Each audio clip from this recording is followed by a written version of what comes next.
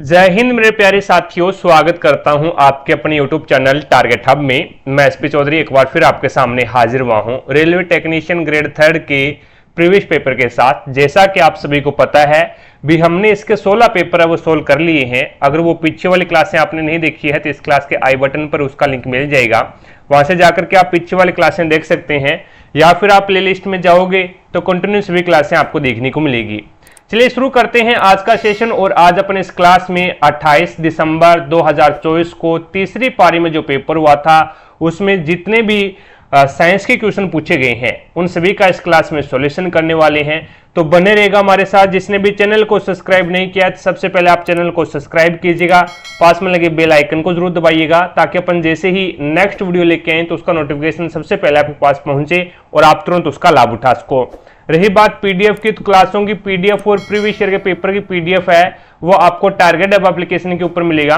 Application का link है वो आई बटन पर दे रखा है, तो वहां से जाकर के आप एप्लीकेशन को डाउनलोड कीजिएगा और प्रत्येक क्लास की पीडीएफ और प्रीवियस ईयर के पेपर की पीडीएफ है वो आपको इसी एप्लीकेशन के माध्यम से मिलेगी। रही बात टेस्ट सीरीज की, तो हमने ग्रुप डी के लिए दो तरह की टेस्ट सीरीज शुरू कर रखी है अभी। एक आपको स्पेशल साइंस की टेस्ट सीरीज देखने को मिलेगी जिसके अंदर आपको 1000+ क्वेश्चन देखने को मिलेंगे, जो कि सारे के सारे क्वेश्चन है वो प्रीवियस ईयर के रहेंगे। और एक हमने कंप्लीट ग्रुप डी की टेस्ट सीरीज शुरू कर रखी है अभी, जिसके अंदर आपको प्रत्येक टेस्ट के अंदर 100 क्वेश्चन देखने को मिलेगा और प्रत्येक टेस्ट है वो एक प्रीवियस ईयर का पेपर रहेगा।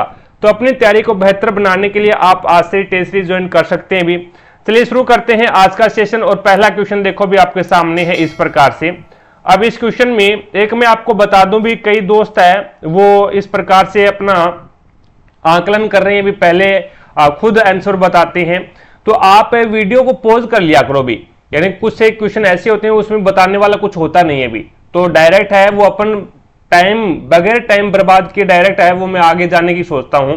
तो इसीलिए आप इससे अच्छा यही होगा भी आप वीडियो को बीच में पॉज कर लिया करो, यानी 1-2 सेकंड यही होगा भी, ज्यादा लगेगा टाइम, थोड़ा सा ज्यादा लग सकता है भी 5-10 मिनट। इससे है वो आपको ज्यादा बेनिफिट होगा भी, आप जब पहले आंसर बताओगे उसके बाद में उसका सॉल्यूशन देखोगे तो ज्यादा बेटर रहेगा भी। ठीक है, अब 4 नंबर क्वेश्चन आपके सामने, पहला क्वेश्चन है इस क्लास का। असंतृप्त यौगिकों को जलाने से निम्नलिखित में से क्या प्राप्त होता है? अब देखो भी 2 प्रकार के होते हैं, एक तो आपके पास में होता है संतृप्त, एक तो आपके पास में संतृप्त यौगिक होता है, ठीक है, और संतृप्त यौगिक, और एक आपके पास में होता है असंतृप्त यौगिक। असंतृप्त यौगिक होता है, असंतृप्त यौगिक। अब यहां पे अपन बात करते हैं असंतृप्त यौगिक और संतृप्त यौगिक।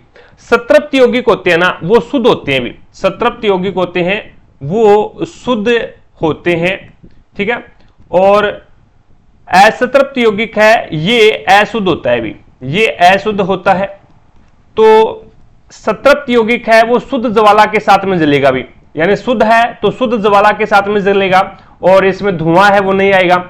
और असंतृप्त यौगिक होते हैं वो अशुद्ध होते हैं, इसीलिए ये धुएं के साथ पीली ज्वाला के साथ जलेगा। ये पीली ज्वाला के साथ जलेगा।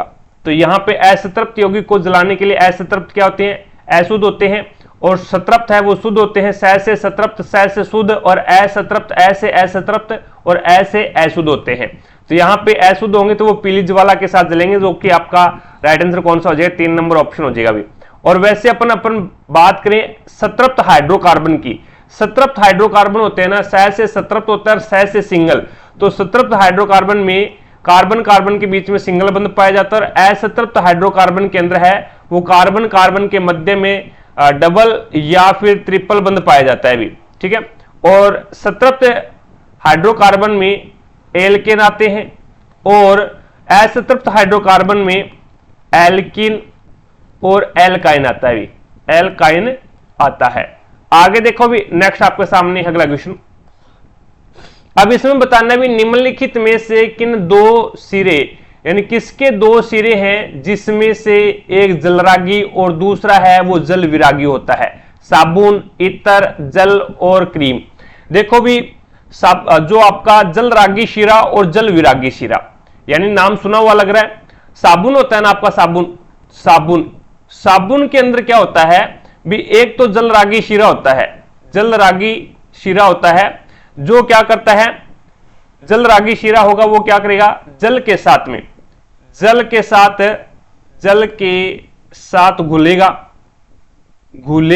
या फिर अपन ये बोल सकते हैं भी जल के यहां पे टच में रहेगा जल रागी शिरा। और दूसरा होता है जल विरागी शिरा होता है, ये अपन ये बोल सकते हैं भी गंदगी या मेल या फिर हाइड्रोकार्बन में घुला रहेगा, ये क्वेश्चन पूछा गया है भी।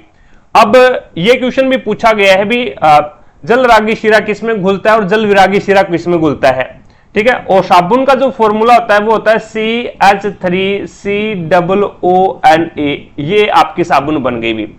अब इसका जो CH3COO यानी जो आपका Na है, ये क्या होता है, ये आपका जल रागी शिरा होता है, और बाकी जो आपका COO है ये आपका क्या हो जाएगा, हाइड्रोकार्बन शिरा हो जाएगा या फिर जल विरागी शिरा हो जाएगा, ठीक है। अब यहां पे जल रागी शिरा जल के साथ में घुलता है, ये क्वेश्चन पूछा गया, लेकिन इस प्रकार से थोड़ा सा घुमा करके देगा, घुमा करके ये क्वेश्चन भी पूछा गया है भी, यहां पे जल नहीं दिया गया था आपको, ओनली फॉर इसी टेक्नीशियन के अंदर में करवा के आया हूं, और उसका कारण भी मैंने बताया है भी। साबुन है ना, साबुन यानी CH3COOH, ये आपका एसिटिक अम्ल होता है भी, ये आपका क्या होता है, कार्बोक्सिलिक अम्ल भी बोल सकते हैं इसको, और एसिटिक अम्ल होता है। और एसिटिक अम्ल की जब सोडियम के साथ में अपक्रिया करवाई जाती है या फिर सोडियम हाइड्रोक्साइड के साथ में अपक्रिया करवाई जाती है, NaOH सोडियम हाइड्रोक्साइड के साथ में जब इसकी अपक्रिया करवाई जाती है तब साबुन बनता है। तो यहां पे उसने क्या बोला भी, जल रागी शिरा है वो अम्ल में घुलता है, ये बोल रखा था, अम्ल में घुलता है ये बोल रखा था, और ये सही था क्योंकि वहां पे आपको पानी नहीं दे रखा था, जल नहीं दे रखा था, अम्ल दे रखा था। तो यहां पे जल रागी शिरा मैं बोल रहा हूं भी जल में घुलता है, लेकिन यहां पे जल में अगर ऑप्शन जल नहीं है तो आपका अम्ल होगा। अम्ल क्यों होगा, क्योंकि यहां पे साबुन का जो निर्माण हो रहा है, जो जल रागी शिरे का जो निर्माण हो रहा है वो किसके साथ हो रहा है, तो वो अम्ल के साथ में हो रहा है भी। इस कारण से यहां पे जल रागी शिरा है वो उसमें अम्ल बोला गया था भी, अम्ल में घुलनशील है। यानी जल विरागी शिरा तो यहां पे हाइड्रोकार्बन या फिर गंदगी या फिर मेल में घुलेगा, और जल रागी शिरा है ये आपका अम्ल के साथ में, अगर अम्ल ऑप्शन जल ऑप्शन में नहीं है और अम्ल ऑप्शन में दे रखा है तो अम्ल होगा आपका, क्योंकि ये टेक्नीशियन में माना गया है इसी में। और अगर अम्ल नहीं है जल है तो आपका जल में होगा, अगर दोनों है तो आपको जल करके आना है फिर, ठीक है। आगे चलता हूं, नेक्स्ट क्वेश्चन, तो इसमें आपका साबुन हो जाएगा भाई, साबुन में जल रागी और जल विरागी शिरा होता है भाई। अब देखो भी, समय के साथ प्रजातियों की उत्तरजीविता के लिए अत्यंत महत्वपूर्ण क्या है, तो विभिन्नता, जनन, मुकुलन और आबादी। देखो भी, उत्तरजीविता का मतलब क्या होता है भी, यानी समय के साथ प्रजातियों की उत्तरजीविता के लिए अत्यंत महत्वपूर्ण, समय के साथ साथ में अपनी पीढ़ी को बनाए रखना, वही उत्तरजीविता होती है भी। जैसे मनुष्य है, मनुष्य पहले थोड़ा सा यानी स्टार्टिंग में जब मनुष्य उत्पन्न हुआ था इस धरती के ऊपर, उस समय है वो इतना सभ्य नहीं था जितना अब है, ठीक है। धीरे धीरे समय जैसे जैसे बदलता गया, अपनी प्रजाति के अंदर, अपने वंश के अंदर उन्होंने क्या थोड़ा सा डेवलपमेंट करते गए, समय के साथ अपने आप को थोड़ा सा इंप्रूव करते गए, और अब है वो इस कंडीशन में है। जैसे जैसे समय बदलता जा रहा है वैसे वैसे मनुष्य है वो अपने आप को इंप्रूव कर रहा है, यानी मनुष्य की प्रजाति है वो खत्म नहीं हो रही। जैसे डायनासोर्स है, डायनासोर्स पहले थे, अब अपन क्या फिल्मों के अंदर ही देख रहे हैं अभी, बाकी अपन नहीं देख रहे भी, पहले थे अब क्यों नहीं है।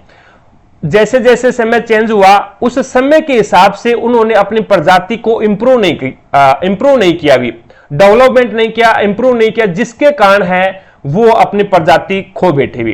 तो अपनी प्रजाति की उत्तरजीविता के लिए यानी बनाए रखने के लिए उसे इंप्रूव करना पड़ता है भी, और उस इंप्रूव को क्या कहा जाता है, तो उस इंप्रूव को विभिन्नता कहते हैं भी, यानी अपने में चेंजेस लाने पड़ते हैं भी समय के अनुसार। जिस प्रकार से समय चेंज होता है उसी प्रकार से अपनी प्रजाति के अंदर विभिन्नता लानी पड़ती है भी, ठीक है। जैसे पीछे 4G था और अब 5G आ गया, आगे 6G आएगा, तो यहां पे पहले 4G था, ठीक है, उस समय 4G से 5G आया तो रेडिएशन छोड़ा गया तो बहुत से जीव मरे, और धीरे धीरे उन जीवों ने अपना क्या है थोड़ा सा शरीर को डेवलपमेंट किया और उस रेडिएशन से लड़ने के लिए अपने शरीर को थोड़ा सा एक प्रकार से बोले भी अलग प्रकार से एक क्षमता दी, जिसके कारण वो अपनी जीवता को या फिर अपनी पीढ़ी को बनाए रखा भी। ठीक है। जनन क्या होता है? जनन दो प्रकार का होता है आपका, एक तो अलैंगिक जनन हो गया और एक लैंगिक जनन हो गया भी। ठीक है। और मुकुलन क्या होता है? मुकुलन हाइड्रा केंद्र होता है भी। मुकुलन है वो हाइड्रा केंद्र होता है। और आबादी आप जानते हैं भी, जनसंख्या को आबादी बोलते हैं, तो यहां पे आपका एक नंबर ऑप्शन हो जाएगा भी। आगे देखो भी, अलैंगिक प्रजनन में, अलैंगिक प्रजनन होता है उसमें किसका निर्माण नहीं होता भी। अलैंगिक प्रजनन के अंदर यानी जनन दो प्रकार का होता है। जनन आपका दो प्रकार का होता है, युग्मनजो जाइगोट, बीजाणु, पत्तियों और कलियां। जनन दो प्रकार का होता है, एक तो आपका लैंगिक जनन हो गया, लैंगिक जनन हो जाएगा, और एक आपका अलैंगिक जनन हो गया। अब लैंगिक जनन और अलैंगिक जनन, लैंगिक जनन के अंदर क्या होता है? लैंगिक जनन के अंदर दो कैंडिडेट भाग लेते हैं, एक तो नर होता है और एक मादा होता है। ठीक है। और यहां पे अलैंगिक जनन में एक ही कैंडिडेट भाग लेता है भी। अब अलैंगिक जनन के अंदर है वो एक होता है आपका कायिक जनन। अलैंगिक जनन के अंदर ही एक कायिक जनन होता है। कायिक जनन के अंदर क्या होता है? कायिक जनन ना ये पौधों के अंदर होता है भी। कायिक जनन के अंदर पौधे आते हैं, और यहां पे अलैंगिक जनन है ये जीव के अंदर आ जाता है। अब क्वेश्चन है वो 2018 ग्रुप डी में ये पूछा गया था भी, अलैंगिक जनन होता है तो अलैंगिक जनन है वो कम विकसित जीव और या फिर निम्नतम जीव और पौधों में होता है भी, क्योंकि अलैंगिक जनन का ही भाग है कायिक जनन। तो अलैंगिक जनन के अंदर कौन कौन सी विधि आ जाती है? द्विखंडन की विधि है वो अलैंगिक जनन की है। खंडन की विधि है वो भी अलैंगिक के अंदर ही आता है विखंडन। विखंडन है वो भी अलैंगिक के अंदर आता है। और बहुविखंडन है, बहुविखंडन आ गया। और पुनर्जनन है, पुनर्जनन आ गया। ठीक है। और मुकुलन है, मुकुलन है, ये भी किस में आता है? ये भी अलैंगिक जनन में आ जाता है। और उसके बाद में आपका द्विखंडन, खंडन, विखंडन, बहुखंडन, पुनर्जनन, मुकुलन। उसके बाद में अपन बात करते हैं कायिक जनन की। तो कायिक जनन क्या होता है? कायिक जनन होता है भी तना है, और तना, पत्ती, उसके बाद में जड़ें, ये इससे नए पौधे का विकास होना ही कायिक प्रवर्धन या फिर कायिक जनन कहलाता है भी।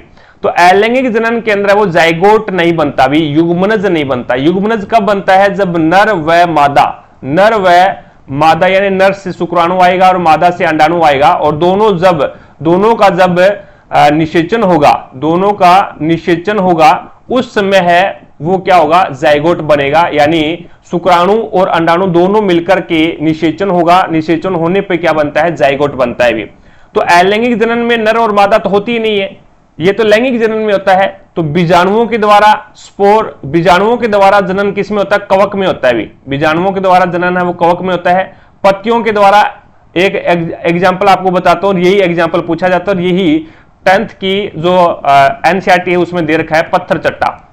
पत्थर चट्टा या फिर इसे ब्रायोफिल्म भी बोलते हैं भी। ब्रायोफिल्म, ब्रायोफिल्म में क्या होता है? पत्तियों के द्वारा जनन होता है भी। यानी ब्रायोफिल्म पत्थर चट्टा की जो पत्ती होती है ना वो जनन करती है। कलियां, कलियों के द्वारा भी होता है, बर्ड्स बोलते हैं जिसको। ठीक है। तो ये सारे के सारे अलैंगिक जनन में आ जाएंगे, लेकिन युग्मनज है वो लैंगिक जनन का उदाहरण है भी। आगे देखो भी, यदि किसी चालक में 10 सेकंड तक 1 एम्पियर की धारा प्रवाहित हो रही है, तो उसमें प्रवाहित होने वाली धारा, प्रवाहित होने वाले आवेश यानी कूलाम में क्या होगा ये आपको बताना है। देखो भी, कूलाम आवेश आपको ज्ञात करना है। आपको पता है भी Q यानी फॉर्मूला होता है, Q बराबर होता है IT। Q बराबर क्या होता है भी? IT, ये इसका फॉर्मूला होता है। और Q यहाँ पे कूलाम है, I यहाँ पे क्या है? एम्पियर धारा, और T यहाँ पे क्या है? समय है। तो ये आपके पास में आ जाएगा, Q बराबर क्या आ जाएगा? I 1 है, 1 एम्पियर है, इंटू T समय कितना? 10 सेकेंड है। तो Q बराबर कितना आ जाएगा? 10 कूलाम आ जाएगा भाई। Q बराबर कितना आ जाएगा? 10 कूलाम आ जाएगा, जिसे C से डिनोट किया जाता है। तो आपका 3 नंबर ऑप्शन हो जाएगा भाई। आगे देखो, नेक्स्ट आपके सामने है, निम्नलिखित में से कौन सा विकल्प न्यूटन की गति के दूसरे नियम के समान है? न्यूटन की गति के दूसरे नियम के समान है। किसी वस्तु के संवेग में परिवर्तन की दर लगाए गए असंतुलित बल से स्वतंत्र होता है। जब तक किसी वस्तु पर कोई बाह्य बल नहीं लगाया जाता है वह विरामावस्था में ही रहेगी। किसी गतिमान वस्तु पर लगाया गया बल त्वरण के अनुक्रमानुपाती होता है, या फिर किसी पिंड पर लगाया गया बल पिंड के त्वरण के व्युत्क्रमानुपाती होता है। अब यहां पे देखो भी कौन सा है, वो न्यूटन की दूसरे नियम के समान है। अब इसके अंदर अपन बात करते हैं भी जब किसी वस्तु पर कोई बाह्य बल नहीं लगाया जाता तो वह विरामावस्था में ही रहेगी। ये आपका फर्स्ट लॉ है, पहला नियम है न्यूटन की गति का। न्यूटन की गति का पहला नियम क्या बोलता है? न्यूटन की गति का पहला नियम कहता है भी अगर इसे अपन जड़त्व का नियम भी बोलते हैं, जड़त्व का नियम भी बोलते हैं, अगर कोई वस्तु विराम अवस्था में है तो वो विराम अवस्था में रहेगी जब तक कि उस पे कोई बाह्य बल कार्य न करे, और बाह्य बल का क्या करेगी, वो विरोध करेगी भी। अगर वो गतिशील अवस्था में है तो वो गतिशील अवस्था में ही रहना चाहेगी, विराम अवस्था में है तो वो विराम अवस्था में ही रहना चाहिए। जैसे खड़ी बस, एक बस में अपन यात्रा कर रहे हैं तो बस के द्वारा अचानक ब्रेक लगाने पर अपन क्या है, आगे की ओर गति करते हैं। दूसरा, खड़ी बस है और बस स्थिर है और उसमें अपन बैठे हैं या फिर खड़े हैं और अचानक बस के चल जाने पर हम पीछे की ओर गिरते हैं, तो ये किसके नियम है? तो ये न्यूटन की गति के प्रथम नियम से है, ठीक है, जड़त्व का नियम बोलते हैं जिसको। उसके बाद में यहां पे इसने बोला भी किसी गतिमान वस्तु पर लगाया गया बल त्वरण के अनुक्रमानुपाती होता है। एक तो होता है अनुक्रमानुपाती और एक होता है व्युत्क्रमानुपाती। अनुक्रमानुपाती को समानुपाती बोलते हैं भी। दूसरा है किसी पिंड पर लगाया गया बल पिंड के त्वरण के व्युत्क्रमानुपाती होता है। यानी आपको पता है भी बल लगाएंगे, कोई बल है यानी बल लगाएंगे तो क्या होगा, वेग के अंदर, यानी गतिमान पिंड है तो उसमें क्या होगा, वेग में परिवर्तन होगा, और वेग में परिवर्तन होगा तो उसे अपन क्या बोलेंगे, वेग में परिवर्तन की दर को ही क्या बोलते हैं, त्वरण बोलते हैं भी। वेग में परिवर्तन की दर को त्वरण बोला जाता है। तो किसी गतिमान वस्तु पर लगाया गया बल त्वरण के अनुक्रमानुपाती होता है। बिल्कुल सही बात है, जितना आप बल लगाओगे तो गतिमान वस्तु उसमें वेग के अंदर क्या होगा, परिवर्तन होगा, और वेग में परिवर्तन होगा तो वो जैसे जैसे वेग में परिवर्तन होता जाएगा तो वो त्वरण के अनुक्रमानुपाती या फिर त्वरण के समानुपाती होगा भी। ये बिल्कुल सही बात है। तो यहां पे आपका राइट आंसर कौन सा हो जाएगा, ये 3 नंबर ऑप्शन हो जाएगा भी। और दूसरा सरल भाषा में अगर मैं आपको बताऊं भी, संवेग क्या होता है आपका, संवेग होता है P बराबर mv, यानी द्रव्यमान इंटू वेग होता है भी। तो एक प्रकार से ये आपका क्वेश्चन पूछा गया था। बात एक ही है दोनों की, थोड़ा सा समझना है भी। ये आपका ALP 2024 में पूछा गया था। संवेग में परिवर्तन की दर किसके समानुपाती होती है? संवेग में परिवर्तन की दर किसके समानुपाती होती है? तो संवेग में जब जितना अपन परिवर्तन करेंगे वो बल के समानुपाती होता है भी। ये क्वेश्चन पूछा गया था। संवेग में परिवर्तन की दर किसके समानुपाती होती है? तो बल के समानुपाती होती है, और यही सेकंड लॉ है किसका, न्यूटन की गति का। बात तो एक ही है इसमें, बात तो एक ही है, गतिमान वस्तु है, यहाँ पे वेग है, वेग में परिवर्तन हो रहा है, वो बल के त्वरण के अनुक्रमानुपाती या फिर समानुपाती बोल दो, कोई दिक्कत नहीं है, ठीक है। आगे देखो भी, नेक्स्ट आपके सामने है। अब इसमें मिलान करना आपको, हार्मोन है और कार्य आपको दे रखे हैं। थायरोक्सिन हार्मोन है, वर्दी हार्मोन है, टेस्टोस्टेरोन हार्मोन है और इंसुलिन हार्मोन है। थायरोक्सिन हार्मोन है ना, ये थायराइड ग्रंथि से निकलता है, थायराइड ग्रंथि से निकलता है। और थायराइड ग्रंथि कहां पे है, अपने गले के अंदर है, और ये H आकार की ग्रंथि है। और थायराइड ग्रंथि को अवटु ग्रंथि भी बोलते हैं भी, अवटु ग्रंथि भी बोला जाता है। और थायराइड ग्रंथि में पैराथायराइड ग्रंथि भी होती है भी, थायराइड ग्रंथि के अंदर है वो पैराथायराइड ग्रंथि भी होती है। तो थायराइड ग्रंथि से थायरोक्सिन हार्मोन निकलता है, और ये क्या करता है, तो ये शरीर में वसा, प्रोटीन और कार्बोहाइड्रेट के उपापचय को कंट्रोल करता है भी। ये बात बिल्कुल सही है। और ये अब की बार जो RBSc 10th class Rajasthan board का जो 10वीं क्लास का पेपर हुआ था ना, एक नंबर आपका यही क्वेश्चन था भी ऑप्शन में भी। शरीर में वसा, प्रोटीन और कार्बोहाइड्रेट के उपापचय का नियंत्रण कौन करता है, यह क्वेश्चन एक नंबर पूछा गया था, ठीक है, ऑप्शन टाइप में पहला क्वेश्चन यही था भी। तो थायरोक्सिन हार्मोन है वो उसको कंट्रोल करता है भी। वर्दी हार्मोन कहां से निकलता है, तो वर्दी हार्मोन है वो पीयूष ग्रंथि से निकलता है भी। पीयूष ग्रंथि से वर्दी हार्मोन निकलता है, और पीयूष ग्रंथि है वो हमारे मस्तिष्क के अंदर अभी अगर मस्तिष्क में होती है भी, ये अगर मस्तिष्क के अंदर होती है पीयूष ग्रंथि, और पीयूष ग्रंथि से वर्दी हार्मोन निकलता है। और वर्दी हार्मोन क्या करता है, तो ये शरीर की वर्दी और विकास को कंट्रोल करता है भी, ठीक है। टेस्टोस्टेरोन हार्मोन है, ये अपने वर्षण से निकलता है भी, ये अपने वर्षण में होता है नर, यानी टेस्टोस्टेरोन हार्मोन है ना, ये नर जनन हार्मोन है भी, ये नर जनन हार्मोन है और ये वर्षण में होता है भी, ठीक है। और ये क्या करता है भी, ये जनन अंगों का विकास करता है भी। नर जनन अंगों का विकास कौन करता है, टेस्टोस्टेरोन हार्मोन करता है भी। तो यहां पे ये क्या है, नरों में लैंगिक अंगों का विकास करता है टेस्टोस्टेरोन हार्मोन। इंसुलिन हार्मोन है, इंसुलिन हार्मोन है वो आपकी अग्नाशय ग्रंथि से निकलता है भी, अग्नाशय ग्रंथि से निकलता है इंसुलिन हार्मोन। और ये क्या करता है, शरीर में रक्त की शर्करा को कंट्रोल करता है भी, शरीर के अंदर है वो रक्त की शर्करा को कंट्रोल करेगा। तो यहां पे देख लो भी कौन सा है, तो पहले के अंदर डी आ रहा है, तो इसका मतलब आपका राइट आंसर क्या होगा, पहला ही ऑप्शन हो जाएगा भी। पहले में डी, दूसरे में ए, तीसरे में बी, चौथे में सी। आगे देखो भी नेक्स्ट आपके सामने है, मस्तिष्क से क्या पता कितनी बार ये क्वेश्चन पूछा गया, एएलपी के अंदर पूछा गया 2-3 बार तो, और ये आपका यहां पे आ गया, और ग्रुप डी के अंदर 2-3 बार पूछा गया, और टेक्नीशियन के अंदर ये दो बार या तीसरी बार आया ये अभी। मस्तिष्क से निकलने वाली कपाल तंत्रिकाएं तथा मेरुरज्जु से निकलने वाली मेरु तंत्रिकाएं मिलकर किसका निर्माण करती है, यह आपको बताना है। परिधीय तंत्रिका तंत्र का, अंतःस्रावी तंत्र का, केंद्रीय तंत्रिका तंत्र का, या फिर स्वायत्त तंत्रिका तंत्र का। तो केंद्रीय तंत्रिका तंत्र के अंतर्गत कौन आता है, तो आपका एक तो आता है मस्तिष्क, मस्तिष्क है ये केंद्रीय तंत्रिका तंत्र में आता है, और एक आपका मेरुदंड, मेरुदंड जिसे अपन ये बोल सकते हैं भी जो रीढ़ हड्डी है ना उसे मेरुदंड बोल दिया। तो यहां पे मस्तिष्क और मेरुदंड है वो केंद्रीय तंत्रिका तंत्र के अंतर्गत आते हैं भी, ठीक है। अंतःस्रावी तंत्र आप बोलते ही हैं, अंतःस्रावी तंत्र आप जानते ही है, एंडोक्राइन सिस्टम है वो आपका जो ग्रंथियां होती है, जैसे पीयूष ग्रंथि है, ठीक है, पीयूष ग्रंथि है, ये जो अंतःस्रावी ग्रंथियां हैं उन्हीं को ही अंतःस्रावी तंत्र बोला गया है भी, ठीक है। बहिस्रावी तंत्र है वो अलग होता है, जो एक प्रकार से अपना यानी बहिस्रावी तंत्र है वो अपना जो हार्मोन है या फिर एंजाइम है उनको कहां पे रिलीज करता है, उनको एक प्रकार से बोल सकते हैं खून के अंदर रिलीज करता है, या फिर इनकी एक अलग से नली होती है भी, उसमें वो जैसे लार ग्रंथियां हैं, ये बहिस्रावी तंत्र है भी, ठीक है, लार ग्रंथियां हो गया, ठीक है, दूध ग्रंथियां हो गया, ये क्या होते हैं, ये आपकी बहिस्रावी तंत्र होते हैं, इनके लिए अलग से नली होती है भी, नलिकाएं होती है। लेकिन अंतःस्रावी तंत्र है ना, ये अपना जो हार्मोन रिलीज करती है वो रक्त के अंदर करती है भी। अंतःस्रावी तंत्र में जैसे थायराइड ग्रंथि आ गया,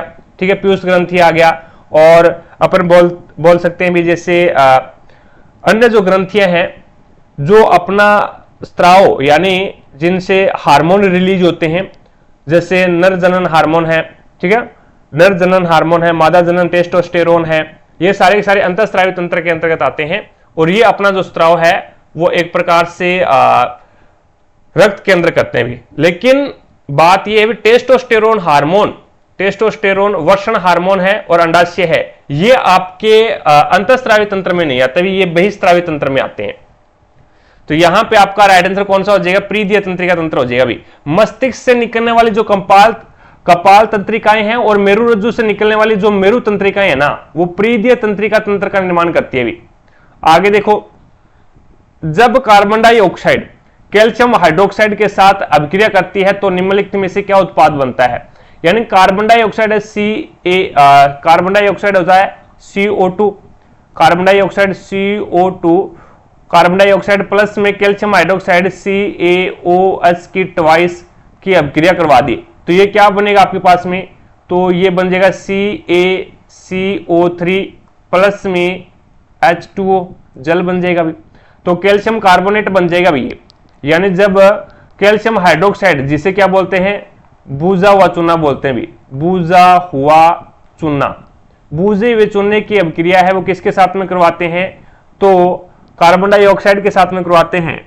तो ये क्या करता है, कैल्शियम कार्बोनेट जो कि संगमरमर मर का निर्माण करता है, संगमरमर का निर्माण करता है और जल का निर्माण करता है। तो यहां पे आपके पास में राइट आंसर कौन सा हो जाएगा, ये 4 नंबर ऑप्शन हो जाएगा भी। आगे देखो भी नेक्स्ट आपके सामने है, ये जो फॉर्मूला है H2CO3, ये कार्बनिक अम्ल का फॉर्मूला है भी। ये किसका फॉर्मूला है, कार्बनिक अम्ल का फॉर्मूला है। और H2CO3 कार्बनिक अम्ल है, ये आपके शीतल पेय पदार्थों में होता है भी, शीतल पेय पदार्थ, शीतल पेय पदार्थ के अंदर होता है। आगे देखो भी नेक्स्ट आपके सामने है, अब इसके अंदर आपको पूछा गया भी किसी पिंड का विस्थापन उस दिशा के लंबवत होता है जिसमें बल लगाया जाता है, तो इस कंडीशन में कार्य क्या होगा। मैंने आपको बहुत बार बताया भी कार्य आपके 3 प्रकार से होता है। कार्य है वो आपका 3 प्रकार से होता है। पहला कार्य का फॉर्मूला क्या होता है, W बराबर होता है F.D। जैसे ही अपन क्या डॉट वेक्टर को हटाएंगे तो यहां पे W बराबर आ जाएगा FD cos theta, FD cos theta, यानी ये पूर्ण रूप से कार्य का फॉर्मूला होता है। अब F यहां पे बल है, D यहां पे डिस्प्लेसमेंट है और cos थीटा दोनों के मध्य में लगने वाला कोण है, दोनों के मध्य में बनने वाला कोण। अब इसके बाद में कार्य है वो 3 प्रकार का होता है। पहला होता है आपका ऋणात्मक, पहला ऋणात्मक की बात करेंगे। दूसरा होता है आपका धनात्मक, दूसरा आपका धनात्मक होता है। और तीसरा आपका होता है शून्य। ठीक है, ऋणात्मक कब होगा, जब कार्य, जब हमने क्या है भी बल लगाया इस दिशा में और विस्थापन हुआ इस दिशा में, यानी हमने बल तो लगाया इस दिशा में, आपने फोर्स लगाया इस दिशा में और डिस्प्लेसमेंट हुआ इस दिशा में, यानी विस्थापन है वो बल के विपरीत हो, विस्थापन बल के विपरीत हो, तो यहां पे दोनों के मध्य में जो एंगल होगा वो 180 डिग्री का, एक सीधी सरल रेखा पे बनने वाला एंगल है वो 180 डिग्री का होता है। और कोस थीटा का कोस 180 डिग्री का मान है वो माइनस होता है, -1 होता है। तो यहां पे ऋणात्मक मान आ जाएगा। ठीक है, कार्य।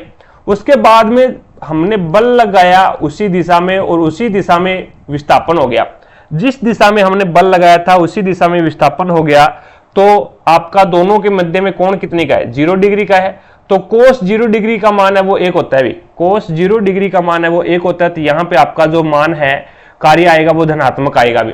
दूसरा यहां पे W, अगर हमने कोई बोझ यानी कुल्ली है, कुल्ली ने वजन या फिर बोझा उठा रखा अपने सर के ऊपर, ठीक है, और वो डिस्प्लेसमेंट या फिर विस्थापन या फिर दूरी तय कर रहा है इस दिशा में, तो दोनों के मध्य में इस प्रकार से एंगल बनेगा 90 डिग्री का।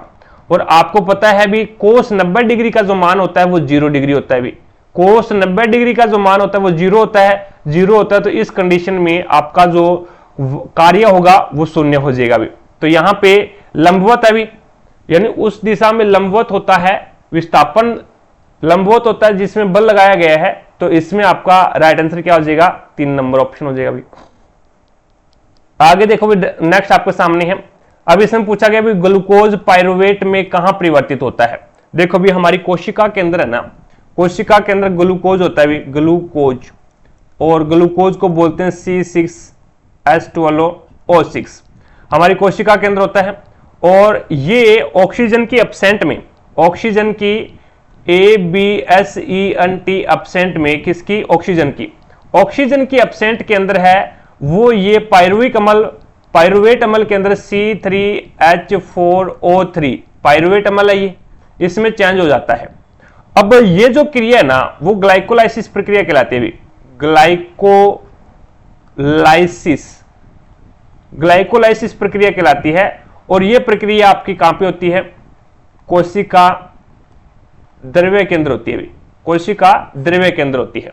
ठीक है, इस कंडीशन में जब ग्लूकोज है वो पायरुवेट अम्ल में चेंज होता है तो उस कंडीशन में कितने ऊर्जा मिलती है, कितनी ऊर्जा बनती है, तो 4 ATP ऊर्जा बनती है भी, जिसमें से 2 ATP है वो खर्च हो जाती है भी, 2 ATP एडिनोसिन ट्राइफॉस्फेट है वो ये खर्च हो जाती है। हमें लाभ कितने का हुआ, यहाँ पे 2 ATP का लाभ हो गया।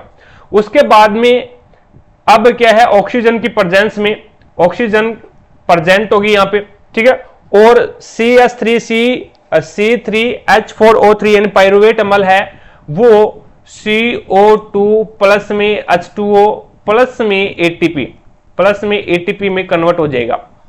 अब यहां पे जब C3H4O3 यानी पायरुवेट है वो ऑक्सीजन की प्रेजेंस में CO2 H2O और ATP बनाता है, तो इसे अपन क्या बोलते हैं, इससे अपन क्रेब्स चक्र बोलते हैं। क्रेबस चक्र बोला जाता है। और क्रेबस चक्र है वो आपका माइटोकॉन्ड्रिया, जिसे सूत्रकणिका बोलते हैं, माइटोकॉन्ड्रिया के अंदर संपन्न होता है भी। ठीक है, तो इसमें आपको 36 एटीपी ऊर्जा बनती है यहां पे। तो पायरुवेट, ग्लूकोज पायरुवेट में कहां पे परिवर्तित होता है? तो कोशिका द्रव्य में, जिसको क्या कहते हैं? ग्लाइकोलाइसिस प्रक्रिया बोलते हैं। और सूत्रकणिका माइटोकॉन्ड्रिया है, उसमें क्रेबस चक्र कंप्लीट होता है भी। राइबोसोम है, वो आपके दो प्रकार के होते हैं राइबोसोम, और राइबोसोम प्रोटीन का निर्माण करते हैं भी। राइबोसोम किसका निर्माण करते हैं? प्रोटीन का निर्माण करते हैं। और राइबोसोम का निर्माण कौन करता है? केंद्रिका। राइबोसोम का निर्माण है वो केंद्रिका करती है। केंद्रिका को राइबोसोम की फैक्ट्री बोला जाता है, और प्रोटीन की फैक्ट्री है वो राइबोसोम को बोलते हैं भी। गोल्जी का एक गोल्जी ऑपरेटर होता है ये, जो कि यातायात प्रबंधक का कार्य करता है भी, यातायात प्रबंधक का कार्य करता है। और वैसे गोल्जी काय है वो पैकेजिंग का भी कार्य करता है, और लाइसोसोम का भी निर्माण करता है गोल्जी काय। ठीक है, और दूसरी बात यह है भी, गोल्जी काय की जो खोज है वो कैमिलो गोल्जी नामक वैज्ञानिक ने की थी भी। तो यहां पे आपका 2 नंबर ऑप्शन हो जाएगा। आगे देखो, नेक्स्ट आपके सामने है, अब ये देखो भी 29 नंबर क्वेश्चन है। समान वायुमंडलीय दाब पर किस तापमान पर पानी वाष्प में परिवर्तित हो जाता है? तो पानी वाष्प में परिवर्तित हो जाता है, वो आपको बताना है कौन से ताप के ऊपर परिवर्तित होता है भी। तो यहाँ पे 50 डिग्री सेंटीग्रेड और 122 डिग्री फारेनहाइट, या फिर 0 डिग्री सेंटीग्रेड और 32 degree Fahrenheit, 80 degree centigrade 176 degree Fahrenheit, या फिर 100 डिग्री सेंटीग्रेड और 212 डिग्री फारेनहाइट।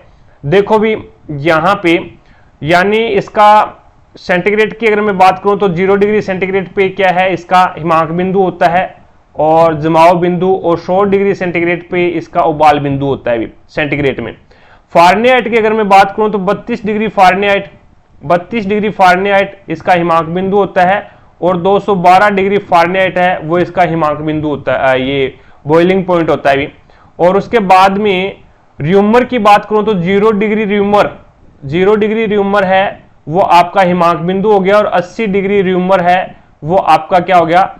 बॉइलिंग पॉइंट हो गया। और 273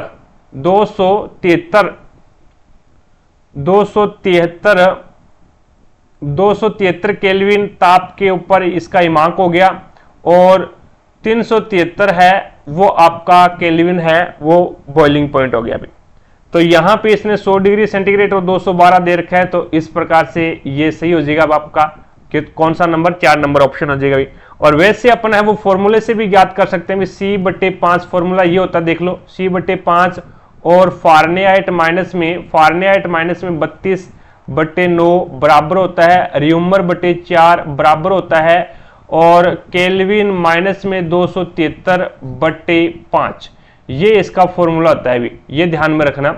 तो यहां पे मान आप रख सकते हैं भी 100 डिग्री सेंटीग्रेड के ऊपर उबाल बिंदु होता है, फारेनहाइट कितना होगा वो देख लो। तो 100 डिग्री सेंटीग्रेड के ऊपर उबाल बिंदु है इसका, तो ये आपके पास में 100/5 बराबर में फारेनहाइट आपको पता नहीं है, तो इस प्रकार से /9। अब इनका वज्र गुणा करवा दो, वज्र गुणा करवाओगे तो ये आपके पास में हो जाएगा 900 बराबर में 5f, और बराबर 5f माइनस में 5 2 10 5 15 और 16 160, ये 160 इधर जाएगा तो ये प्लस का हो जाएगा भी। तो 5f बराबर कितना आ जाएगा? ये हो जाएगा 1060। तो यहाँ पे f बराबर कितना आ जाएगा? तो 1060/5, तो ये हो जाएगा 5 2 10, 5 एकम 5 बच गया 1 10, 5 2 10, तो 212 फारेनहाइट आ जाएगा। उसके बाद में इसमें आपका जो राइट आंसर होगा वो कौन सा हो जाएगा? ये 4 नंबर ऑप्शन हो जाएगा भी। आगे देखो, नेक्स्ट आपके सामने है, निम्नलिखित में से कौन सा विकल्प कैल्शियम हाइड्रोक्साइड का सही सूत्र है? कैल्शियम हाइड्रोक्साइड का सही सूत्र आपको बताना है भी। तो कैल्शियम हाइड्रोक्साइड CaOH की ट्वाइस, जिसे अपन क्या बोलते हैं? भूजा हुआ चूना बोलते हैं। भूजा हुआ चूना, ये मैग्नीशियम हाइड्रोक्साइड, जिसे मिल्क ऑफ मैग्नीशिया कहते हैं, और इसका उपयोग है वो एंटासिड के रूप में, यानी प्रति अम्ल के रूप में इसका यूज किया जाता है। इसका जो पीएच मान है मैग्नीशियम हाइड्रोक्साइड, जिसे मिल्क ऑफ मैग्नीशिया बोलते हैं, 10 या फिर 10.4 होता है भी।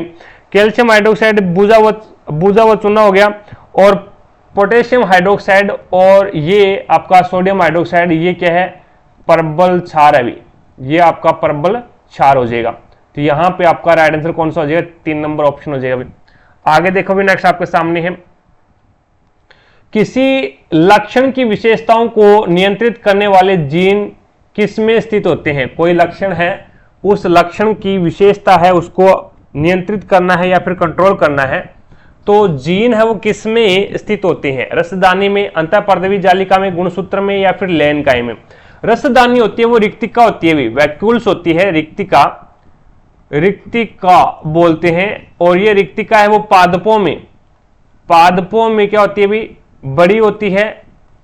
और पादप का लगभग है वो 70 से 80% जो एरिया है वो कवर कौन करती है, ये आपकी रिक्तिका ही करती है। और जंतु कोशिका के अंदर है वो ये कम होती है या फिर छोटी होती है भी, ठीक है। रिक्तिका के अंदर है वो पादप कोशिका के अंदर है वो एक प्रकार से अपशिष्ट उत्पादों का स्टोर करके रखा जाता है। अंतःपर्दवी जालिका है वो आपकी 2 प्रकार की होती है, एक तो होती है ER जिसे बोलते हैं एंडोप्लाज्मिक रेटिकुलम, SER और RER हो जाएगा भी। SER है वो आपका स्मूथ एंडोप्लाज्मिक रेटिकुलम जिसपे क्या है राइबोसोम नहीं पाए जाते हैं, और रफ एंडोप्लाज्मिक रेटिकुलम जिसपे राइबोसोम पाए जाते हैं। तो SER इस पे राइबोसोम पाए नहीं जाते, तो ये क्या करेगा, ये लिपिड का संश्लेषण करेगी भी, लिपिड का संश्लेषण करेगी। और इस पे राइबोसोम पाया जाता है, तो ये आपका राइबोसोम क्या करता है, प्रोटीन का निर्माण करता है, तो ये प्रोटीन का संश्लेषण करेगी। संश्लेषण का मतलब होता है बनाना, ठीक है। उसके बाद में गुणसूत्र, देखो भी गुणसूत्र है, गुणसूत्र से क्या बनता है, गुणसूत्र पे जीन होते हैं, यानी जीन कहां पे होते हैं, जीन है वो गुणसूत्र पे होते हैं, और गुणसूत्र मिलकर के डीएनए का निर्माण करते हैं डीएनए। और मानो डीएनए की जो लंबाई है वो 2.2 मीटर होती है, 2.2 मीटर होती है। तो जीन है वो गुणसूत्र पे मिलते हैं, और गुणसूत्र है वो आपके गुणसूत्र मिलकर के क्या बनाते हैं, डीएनए बनाते हैं भी। तो इसके अंदर है वो आपका लैनकाय लाइसोसोम हो जाएगा भी। लैनकाय है वो लाइसोसोम को लैनकाय बोलते हैं। और लैनकाय है ये, इसे अपन क्या बोलते हैं, सुसाइड बैग भी बोलते हैं भी। सुसाइड बैग बोला जाता है, क्यों बोला जाता है, क्योंकि इसके अंदर पाचनकारी एंजाइम पाए जाते हैं भी। लाइसोसोम के अंदर है वो बहुत ज्यादा मात्रा में पाचक एंजाइम पाए जाते हैं जो खुद की कोशिकाओं का ही भक्षण कर जाते हैं। और वैसे लैनकाय यानी लाइसोसोम का जो मुख्य कार्य होता है वो कोशिका के अंदर जो मर्त सेल होती है, जो अपशिष्ट पदार्थ होते हैं, उसका भक्षण करना होता है भी। तो यहां पे आपका 3 नंबर ऑप्शन है वो बिल्कुल राइट आंसर हो जाएगा। अगला क्वेश्चन देखो भी नेक्स्ट आपके सामने है, वे जीव जिनकी कोशिकाओं में केंद्रक झिल्ली नहीं होती है क्या कहलाते हैं भी। तो वे जीव जिनकी कोशिकाओं में केंद्रक झिल्ली नहीं होती है क्या कहलाते हैं। तो कोशिका 2 प्रकार की होती है भी। सेल के कितने भाग होते हैं, 2 होते हैं।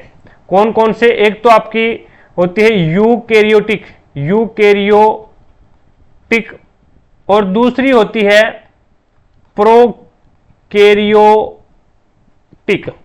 प्रोकैरियोटिक।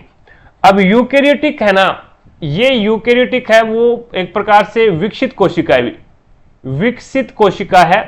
और ये आपकी क्या है, अविकसित बोल सकते हैं, अविकसित, ये आपकी अविकसित कोशिका है।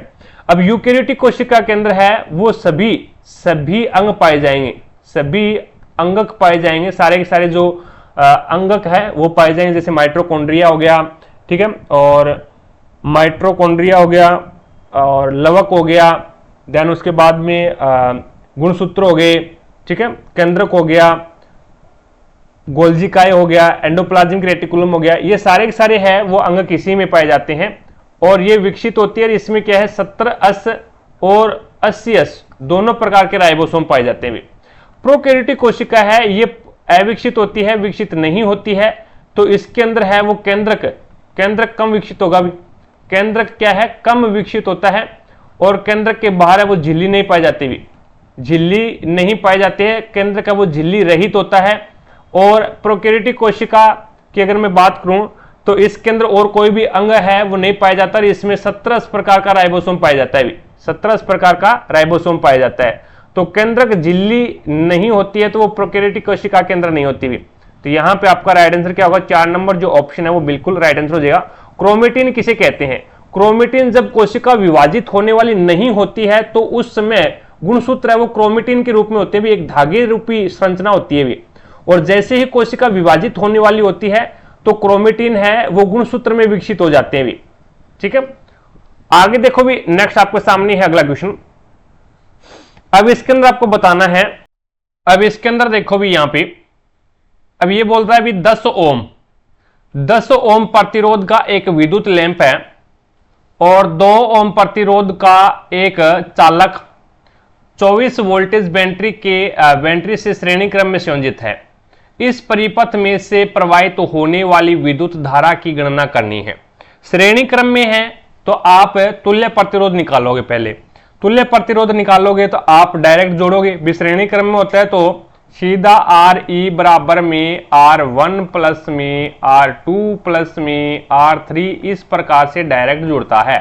तो यहां पे एक तो 10 ओम का विद्युत लैंप है और एक 2 ओम का चालक है। तो यहां पे टोटल आपके पास में 12 ओम क्या आ गया, इसका तुल्य प्रतिरोध आ गया।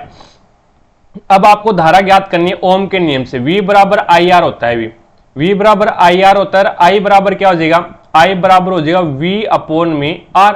V कितना आपके पास में 24 वोल्टेज है, R आपके पास में कितना है 12 है। तो यहां पे 2 एम्पियर आपकी क्या आ जाएगी, धारा आ जाएगी, जो कि राइट आंसर क्या होगा 2 नंबर ऑप्शन। आगे देखो भी, नेक्स्ट आपके सामने है, निम्नलिखित में से कौन सी धातु सर्वाधिक तन्य है। एक आसान सा क्वेश्चन, लिथियम, सोडियम, लेड और सोना। तो यहां पे तन्य का मतलब होता है सबसे तन्य धातु, यानी हम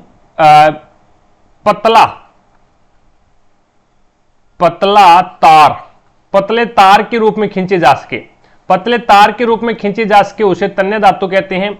और पतली चादर के रूप में बनाई जा सके या फिर खींची जा सके उसे अपन अघात वर्धनीयता कहते हैं भी, अघात वर्धनीयता कहते हैं।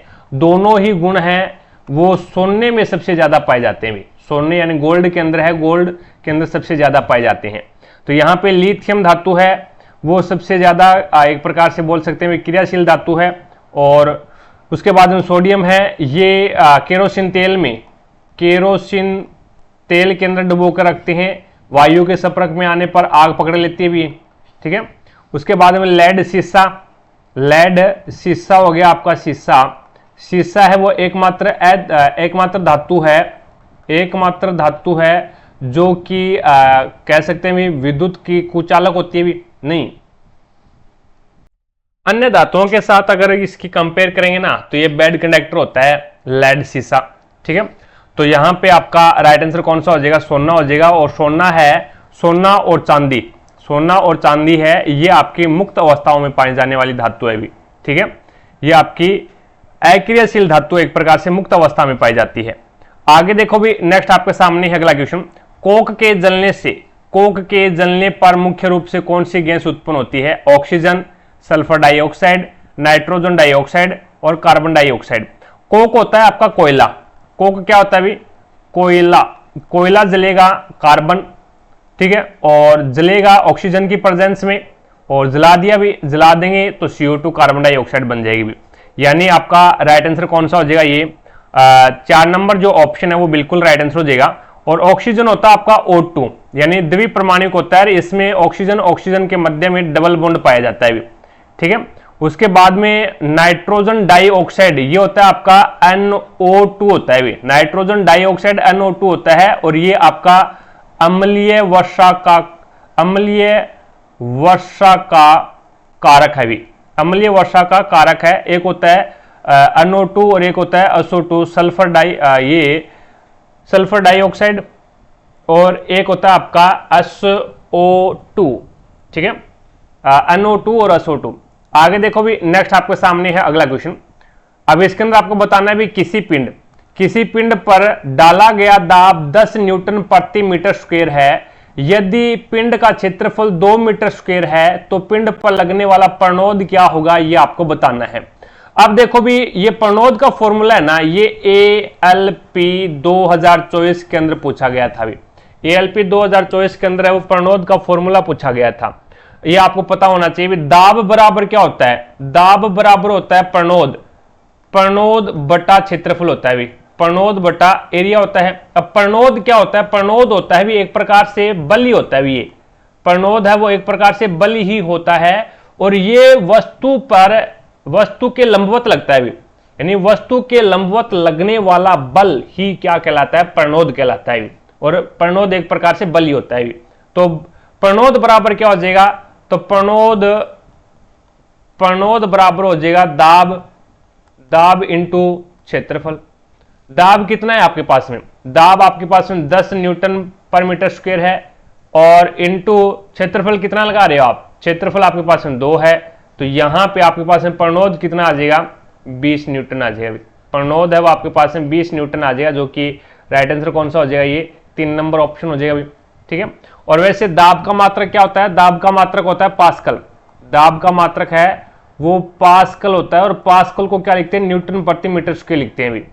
आगे देखो, नेक्स्ट आपके सामने अगला क्वेश्चन, एक आपकी जानकारी के लिए मैं बता दूं, अगर किसी भी दोस्त को बायोलॉजी, केमिस्ट्री और फिजिक्स तीनों सब्जेक्टों के अगर आपको एनसीईआरटी बेस्ड नोट्स चाहिए, तो मेरे द्वारा बनाए गए नोट्स हैं वो आपको टारगेट हब एप्लीकेशन के ऊपर मिलेंगे। एप्लीकेशन का लिंक आपको आई बटन पर दे रखा है, तो वहां से जाकर के आप एप्लीकेशन को डाउनलोड कीजिएगा, और इसके ऊपर एक नोट्स का फोल्डर बना हुआ है अभी एप्लीकेशन में, वहां पे तीनों कंप्लीट नोट्स है वो अपलोड कर रखे हैं। तो आप जाकर के आप नोट्स को डाउनलोड कीजिएगा, और नोट्स की आप कॉपी निकलवा सकते हैं बढ़िया तरीके से, ठीक है। और आपसे दावा करता हूं मैं इस चीज का, अगर आप बढ़िया तरीके से इन तीनों नोट्सों को कवर कर लेते हैं, तो आपको साइंस के अंदर और कुछ भी पढ़ने की जरूरत नहीं है भी, इतना मैटर इसके अंदर डाला गया है, ठीक है। एनसीईआरटी बेस रहेंगे, 9th और 10th की जो एनसीईआरटी है ना साइंस की, उस पर आधारित है ये, और हिंदी लैंग्वेज के अंदर है भी, और बढ़िया तरीके से आप इनको रीड कर लेते हैं। तो ग्रुप डी के अंदर है वो आपको 25 में से 20 प्लस क्वेश्चन साइंस के अंदर सही करने से आपको कोई नहीं रोक सकता भी, तो बढ़िया तरीके से रीड कीजिएगा भी इनको। अब देखो Na2SO4 यानी सोडियम सल्फेट है, सोडियम सल्फेट की अभिक्रिया वो बेरियम क्लोराइड के साथ में करवा दी भी।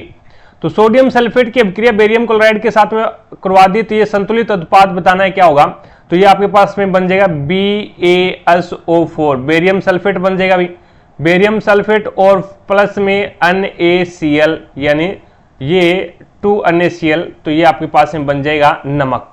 तो ये अभिक्रिया कौन सी है, तो ये अभिक्रिया आपकी द्वि विस्थापन अभिक्रिया है। और यहां पे द्वि विस्थापन अभिक्रिया, बेरियम सल्फेट है ना, ये आपका सफेद रंग का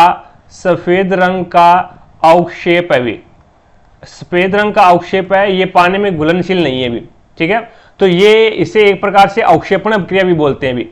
द्वि विस्थापन अभिक्रिया है क्योंकि अभिकारकों के बीच में आयनों का आदान प्रदान हो गया, जो बेरियम के साथ में था वो सोडियम के साथ में चला गया, जो सोडियम के साथ में था वो बेरियम के साथ में आ गया, तो बेरियम सल्फेट एक सफेद रंग का अवक्षेप बनेगा, और ये द्वि विस्थापन अभिक्रिया आपकी। तो यहाँ पे कौन सा उत्पाद के रूप में संतुलित है, तो बेरियम सल्फेट और NaCl, क्योंकि यहाँ पे अपने पास में सोडियम 2 था, तो इसको 2 बनाने के लिए 2 से गुणा कर दिया, तो यहाँ पे क्लोरीन भी 2 गया, और यहाँ पे क्लोरीन ऑलरेडी पहले से ही 2 है भी। आगे देखो, नेक्स्ट आपके सामने है, अब इसमें बताना भी पुष्प का कौन सा भाग वृद्धि करता है और परिपक्व होकर फल बन जाता है, अंडाशय, पंखुड़ी, पराग नलिका और परागकोश। तो यहाँ पे पराग नलिका, परागकोश है वो आपका एक जो पुष्प है, नर पुष्प का जनन अंग भी, कौन, परागकोश। परागकोश में क्या होते हैं भी, पराग कण होते हैं भी, पराग कण होते हैं। पराग नलिका, पंखुड़ी और अंडाशय ये आपके कौन से हैं, तो ये आपके मादा जनन अंग है भी, ठीक है। तो यहां पे अपन इसकी एक प्रकार से ये आपका क्या है भी, पुष्प का मादा जनन अंग का अपन यहां पे बना लेते हैं चित्र। ये ऊपर वाला है, यहां पे आपके परागकण आते हैं भी, यहां पे क्या आते हैं, परागकण आते हैं, और ये क्या होता है, ये आपका होता है वर्तिकाग्र होता है भी, ये आपका वर्तिकाग्र होता है। ये क्या है, ये आपका वर्तिका है भी, ये आपका वर्तिका होता है, और ये आपका अंडाशय होता है, और यहां पे इसके अंदर क्या होता है भी, बीजांड, यहां पे बीजांड होता है। तो बीजांड है वो तो परिपक्व होकर के बी से बीजांड और बी से बीज बनेगा, और अंडाशय है वो परिपक्व होकर के क्या बनेगा, फल बनेगा। तो इसने क्या बोला है, फल कौन बनता है, तो अंडाशय फल बनेगा, बीजांड है वो बीज बनेगा। तो यहां पे आपका राइट आंसर होगा 1 नंबर ऑप्शन। आगे देखो भी, निषेचन के बाद बीजांड विकसित होकर निम्नलिखित में से किस में परिवर्तन होगा। अभी बताया, अभी बताया, दोनों एक ही जगह। देखो दोनों क्वेश्चन आगे भी, परिपक्व होकर के फल क्या बनता है, अंडाशय बनता है, और परिपक्व होकर के बीजांड है वो क्या बनता है, बीज बनता है। तो यहां पे आपके पास में बाह्य दल, फल, बीज और परागकोश। तो इसमें आपका राइट आंसर क्या होगा, बीज हो जाएगा भाई, बीजांड बीज बनेगा, और फल है वो अंडाशय बनता है भी, ठीक है, और बाह्य दल है वो एक प्रकार से झड़ जाते हैं भी, और परागकोश है ये आपका नर जनन अंग है, नर जनन अंग है, और परागकोश के अंदर है वो पराग कण होते हैं भी, पराग कण होते हैं।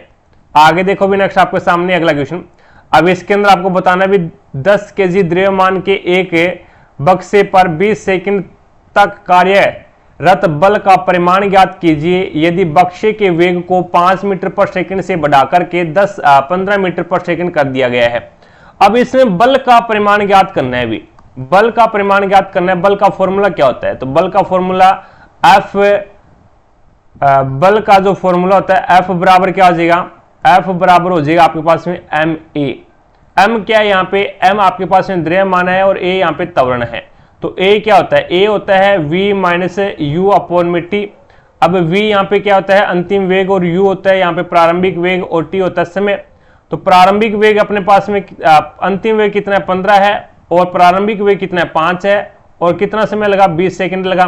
तो यहाँ पे आपके पास में मान कितना आ जाएगा, ये आ जाएगा 10/20। तो आपके पास में 1/2 मीटर प्रति सेकंड, यानी त्वरण है वो 1/2 मीटर प्रति सेकंड स्क्वायर होता है त्वरण का मात्रक, ठीक है।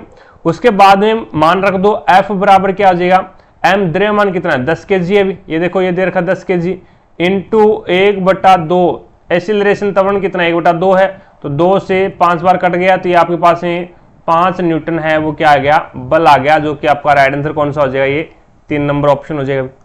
आगे देखो भी, नेक्स्ट आपके सामने है, मां के रक्त से भ्रूण को पोषण निम्नलिखित में से किसकी सहायता से प्रदान किया जाता है, वर्ण कोश की सहायता से, या फिर अंडवाहिनी की सहायता से, या फिर अंडाशय की सहायता से, या फिर अपरा की सहायता से, यानी जिसे प्लेसेंटा बोलते हैं भी, अपरा। तो यहां पे देखो भी, वर्ण कोश होता है ना, ये तो नर जनन अंग है, नर जनन अंग है, जो कि वर्ण कोश में क्या शुक्राणुओं का निर्माण होता है, शुक्राणु का निर्माण होता है, ठीक है, ये तो होगा नहीं। अंडाशय है, अंडाशय से अंडे का निर्माण होता है, अंडाशय से अंडे का निर्माण होता है। अंडवाहिनी के अंदर क्या होता है, अंडवाहिनी के अंदर है वो निषेचन होता है, निषेचन है वो अंडवाहिनी के अंदर होता है, ठीक है। अंडे का निर्माण अंडाशय में होगा, ओवेरी में, और निषेचन है वो अंडवाहिनी के अंदर होगा, जिसे अपन ट्यूबेक्टोमी बोलते हैं। ट्यूबेक्टोमी किसे कहा जाता है, जब आप है वो एक प्रकार से चीरा लगाया जाता है, नसबंदी की जाती है, इसे ट्यूबेक्टोमी बोला जाता है। वेसेक्टोमी यानी ट्यूबेक्टोमी है वो मादा के अंदर शल्य क्रिया के द्वारा है, वो शल्य क्रिया के द्वारा या फिर शल्य चिकित्सा के द्वारा है, वो चीरा लगाया जाता है, नसबंदी की जाती है, तो उसे ट्यूबेक्टोमी बोलते हैं। और नर के अंदर है वो नसबंदी की जाती है, तो उसे वेसेक्टोमी बोलते हैं, ठीक है। अपरा आपका प्लेसेंटा हो गया, प्लेसेंटा है ये भ्रूण को क्या करेगा, पोषण प्राप्त करेगा, और भ्रूण से जो गंदगी होती है, भ्रूण की जो गंदगी होती है एक प्रकार से, उनको क्या है माता के रक्त में विलीन कर देगा, और क्या हो जाएगा, विलीन के द्वारा है वो बाहर निकाल देगा भी, ठीक है, रक्त के द्वारा रक्त में विलीन कर देगा, और रक्त है वो उसको बाहर निकाल देगा। तो यहां पे आपका राइट आंसर क्या हो जाएगा, 2 नंबर ऑप्शन हो जाएगा भी। आगे देखो, नेक्स्ट आपके सामने है, वृक्क की निस्यंद इकाई क्या है। निस्यंद का मतलब होता है छानना, यानी छानने की जो इकाई, छानने की इकाई अपनी जो किडनी है ना, किडनी, ये किडनी क्या करती है, प्रतिदिन 180 लीटर अशुद्धि के रूप में अलग करती है भी। लेकिन अपन है वो लगभग 1 से 2 लीटर है वो मूत्र के रूप में अशुद्धि बाहर निकालते हैं। बाकी अशुद्धि कहां पे गई, बाकी अशुद्धि का क्या हो जाता है, रीअब्जर्वेशन यानी पुनः अवशोषण हो जाता है, पुनः अवशोषण हो जाता है। और इस पुनः अवशोषण के द्वारा है वो उसमें निश्चन की प्रक्रिया होती है, यानी छानने की प्रक्रिया होती है भी। वो छानने की प्रक्रिया क्या है, फिल्टरिंग जो यूनिट है वो कौन सी है, तो वो हो जाएगी आपकी वृक्काणु, जिसे नेफ्रॉन बोलते हैं, वृक्काणु जिसे नेफ्रॉन बोला जाता है। शुक्रजनन नलिका और तंत्रिका कोशिका और शुक्राणु, ये आपकी शुक्राणु और शुक्रजनन नलिका है, ये नर जनन अंग भी, ठीक है। तंत्रिका कोशिका है, ये अपने पूरे शरीर के अंदर होती है भी। जैसे ही हमने कोई गर्म चीज को छुआ तो तंत्रिका कोशिका से अपने जो एक प्रकार से कहें आवेश बोल दो या फिर आदेश बोल दो भी, जैसे ही अपन गर्म वस्तु को छुएंगे तो यहां से अपने हाथ से क्या होगा, वे आवेश निकलेंगे और आवेश है वो तंत्रिका कोशिका के माध्यम से मस्तिष्क तक जाएंगे और मस्तिष्क है वो आदेश देगा भी हटा लो, तो फिर तंत्रिका के माध्यम से वापस अपने हाथ के पास में आएगी और अपन हाथ को क्या कर लेंगे, हटा लेंगे भी। तो ये तंत्रिका कोशिका होती है, पूरे शरीर के अंदर होती है और सबसे मानव में सबसे लंबी कोशिका है वो कौन सी तंत्रिका कोशिका है, जिसकी लंबाई है वो 1 मीटर है भी, ठीक है। तो यहां पे आपके पास है वृक्काणु, जिसे अपन बोलते हैं नेफ्रॉन है वो आपकी निश्चंद इकाई है, छानने की जो क्रिया करती है वो नेफ्रॉन करती है भी, ठीक है। आगे देखो भी, नेक्स्ट आपके सामने है निम्नलिखित में से कौन सा या फिर निम्नलिखित में से कौन टिंडल प्रभाव दर्शाता है, विलियन, गैस, धातु और कोलाइडल। यानी टिंडल प्रभाव दर्शाने का मतलब है भी प्रकाश की किरण को, प्रकाश को फैलाना ही क्या कहलाता है, टिंडल प्रभाव कहलाता है भी। तो टिंडल प्रभाव से क्या होता है भी, विलियन, गैस, धातुएं और कोलाइडल। तो कोलाइडल है वो आपका एक क्या है, विषमांगी मिश्रण है और ये क्या होता है भी, स्थायी होता है भी, ये आपका स्थायी होता है, ठीक है। और उसके बाद में विषवांगी जो कोलाइडल विलियन है, इनके कण है वो नगन आंखों से नहीं देख सकते भी, नगन आंखों से इनके कणों को अपन नहीं देख सकते। और इनके कण इतने बड़े होते हैं कि वो प्रकाश के मार्ग को दृश्यवान बनाते हैं, यानी दिखाई देने वाला बना देते हैं भी। तो कोलाइडल और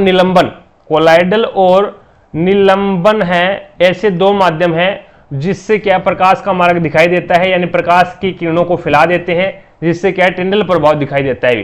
तो यहां पे आपके पास में राइट आंसर क्या हो जाएगा, 4 नंबर जो ऑप्शन है वो बिल्कुल राइट आंसर हो जाएगा भी।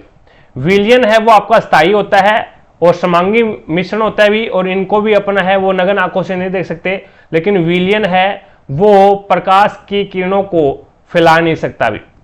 आगे देखो भी, नेक्स्ट आपके सामने है गुरुत्वीय त्वरण जी का मान होता है तो ध्रुवों की तुलना में भूमध्य रेखा पर अधिक होता है, या फिर भूमध्य रेखा पर ऋणात्मक और ध्रुवों पर धनात्मक होता है, या फिर ध्रुवों और भूमध्य रेखा पर समान होता है, या फिर भूमध्य रेखा की तुलना पर ध्रुवों पर अधिक होता है भी। तो जी यानी गुरुत्वीय त्वरण जिसका लगभग जो मान माना जाता है वो 9.8 मीटर प्रति सेकंड स्क्वायर माना जाता है भी, 9.8 मीटर प्रति सेकंड स्क्वायर माना जाता है। अब गुरुत्वीय त्वरण है इसका लगभग यही मान माना जाता है। एक आपका सार्वत्रिक नियतांक आता है भी, कैपिटल जी के रूप में लिखा जाता है, जिसका जो मान है वो 6.673 इंटू 10 की पावर -11 और न्यूटन मीटर स्क्वायर प्रति किलोग्राम स्क्वायर ये होता है भी, ठीक है। तो गुरुत्वीय त्वरण का जो मान है ना वो भूमध्य रेखा की तुलना में ध्रुवों पर अधिक होता है भी, भूमध्य रेखा में कम होता है गुरुत्वीय त्वरण और ध्रुवों के ऊपर है वो सबसे ज्यादा होता है भी। तो यहां पे राइट आंसर होगा 4 नंबर ऑप्शन। आगे देखो भी, नेक्स्ट आपके सामने है, अब इसमें बताना भी दिए गए विवरण की प्रक्रिया की पहचान कीजिए। बीज में भावी पौधा अथवा भ्रूण होता है जो उपयुक्त परिस्थितियों में नवोद्भिद में विकसित हो जाता है भी, नवोद्भिद में विकसित हो जाता है। वृक्षारोपण, अंकुरण, पुनर्जनन और किण्वन। तो बीज में भावी पौधा होता है, भावी पौधा होता है अथवा भ्रूण होता है जो उपयुक्त परिस्थितियों में नवोद्भिद के रूप में विकसित हो जाता है। तो नवोद्भिद के रूप में विकसित कब होता है, यानी नया विकास, नवोद्भिद का मतलब हो गया अभी विकास होना, पौधे का विकास या फिर नवोद्भिद यानी एक नए रूप में कब आता है, जब वो अंकुरण करता है भी, यानी अंकुरण पहली प्रोसेस उसकी वही होती है भी। पौधा नवोद्भिद के रूप में कब आएगा, जब वो अंकुरण करेगा। तो बीज में भावी पौधा अथवा भ्रूण होता है जो उपयुक्त परिस्थितियों में नवोद्भिद में विकसित हो जाता है।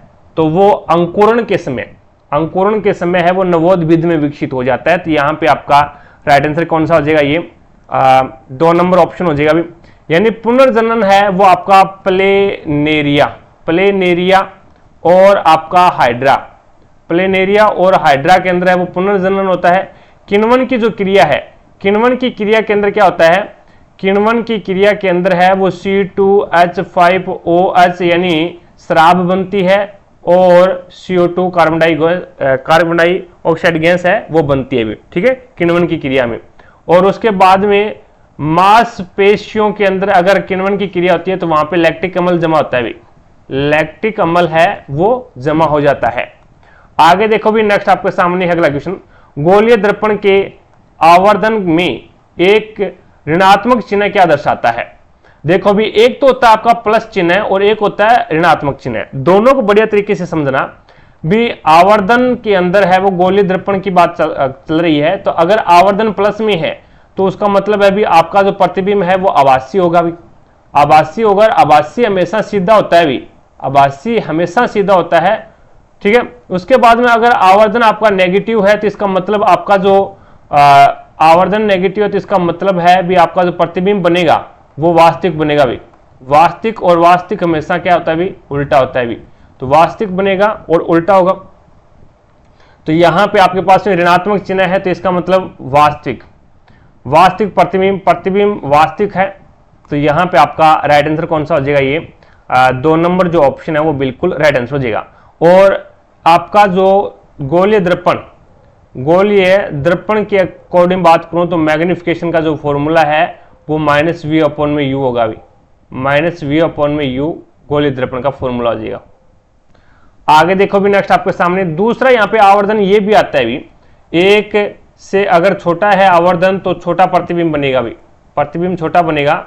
आवर्धन अगर एक से बड़ा है तो बड़ा प्रतिबिंब बन रहा है भी, ठीक है। और आवर्धन अगर एक है तो यहां पे वस्तु के बराबर प्रतिबिंब बन रहा है भी, बराबर। अगर आवर्धन एक से छोटा है तो इसका मतलब आपका वस्तु से छोटा प्रतिबिंब बनेगा। अगर आवर्धन एक है तो इसका मतलब वस्तु के बराबर प्रतिबिंब बनेगा। और अगर आवर्धन बड़ा है, एक से बड़ा है तो इसका मतलब आपका प्रतिबिंब है वो बड़ा बनेगा भी। आगे देखो भी, नेक्स्ट आपके सामने है अगला क्वेश्चन। अब इसने आपको बताना है भी, बोर ने अपने परमाणु मॉडल में विभिन्न इलेक्ट्रॉन कक्षाओं को दर्शाने के लिए निम्नलिखित में से किस प्रतीकों का प्रयोग किया था, यह आपको बताना है। बोर ने अपना परमाणु मॉडल दिया था, उसमें कक्षाओं का जिक्र किया था। पहली बात कक्षाएं उन्होंने 4 कक्षाएं दी थी भी, KLMN, ये 4 कक्षाएं दी थी। अब इसके अंदर है वो ये पहली कक्षा है कि ये दूसरी कक्षा है, ये तीसरी कक्षा है और ये चौथी कक्षा है। तो यहां पे कक्षा के अंदर इलेक्ट्रॉन ज्ञात करने का फॉर्मूला होता है 2 की पावर n, 2 की पावर है वो n। तो इसका मतलब n यहाँ पे क्या है, नंबर ऑफ सीक्वेंस।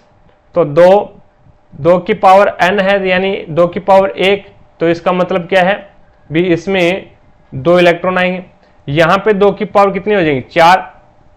यहां पे 2 की पावर 2, सॉरी,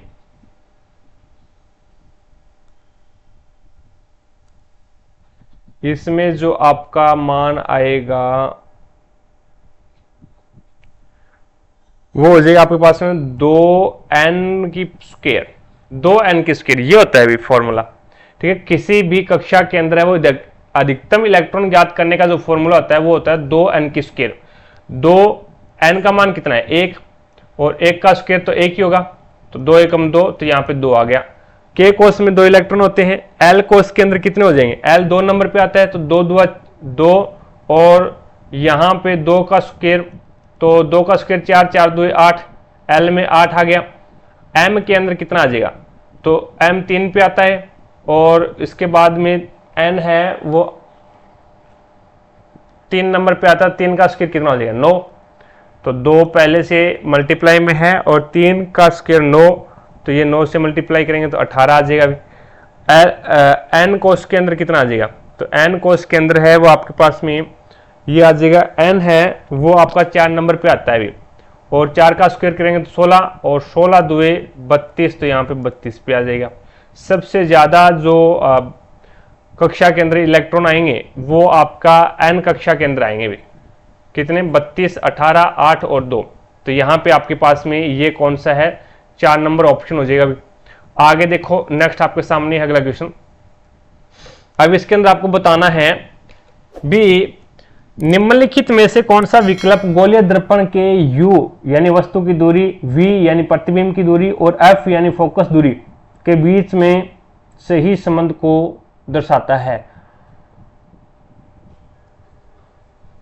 दर्पण फॉर्मूला क्या होता है, 1/f बराबर होता है 1/v प्लस में 1/u, ये दर्पण फॉर्मूला होता है अभी, ये आपका दर्पण फॉर्मूला है। और लेंस फॉर्मूला क्या होता है, लेंस फॉर्मूला होता है 1/f बराबर 1/v माइनस में 1/u, ये आपका क्या होता है अभी, लेंस फॉर्मूला होता है। तो यहाँ पे देख लो भी कौन सा सही है, इसमें पहला ही सही हो जाएगा भी। आगे देखो भी, नेक्स्ट आपके सामने है अगला क्वेश्चन। अब इसके अंदर आपको बताना है भी मीथेन ऑक्सीजन के साथ जलते हैं, मीथेन है ना, वो ऑक्सीजन के साथ जलने पर निम्नलिखित में से कौन सा उत्पाद बनता है।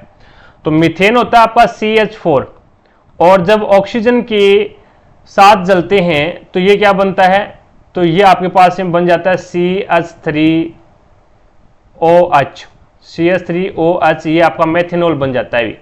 ये आपका क्या बन जाता है, मेथेनॉल। अब मेथेनॉल कब बनेगा, जब आपकी ऑक्सीजन है वो कम मात्रा में होगी। ऑक्सीजन अगर आपकी कम मात्रा में है तो आपका CH3OH बन जाएगा। दूसरी यहाँ पे CH4 को अगर ऑक्सीजन की प्रेजेंस में गर्म करते हैं, जलाते हैं, तो ऑक्सीजन की भरपूर मात्रा में है, तो इसका CO2 प्लस में H2O जल बन जाएगा। CO2 प्लस में H2O जल बन जाएगा, तो यहाँ पे आपके पास में राइट आंसर क्या होगा, कार्बन डाइऑक्साइड और जल बनेगा भी, कार्बन डाइऑक्साइड और जल बनेगा, जो कि आपका राइट आंसर कौन सा हो जाएगा, ये 2 नंबर ऑप्शन हो जाएगा भी।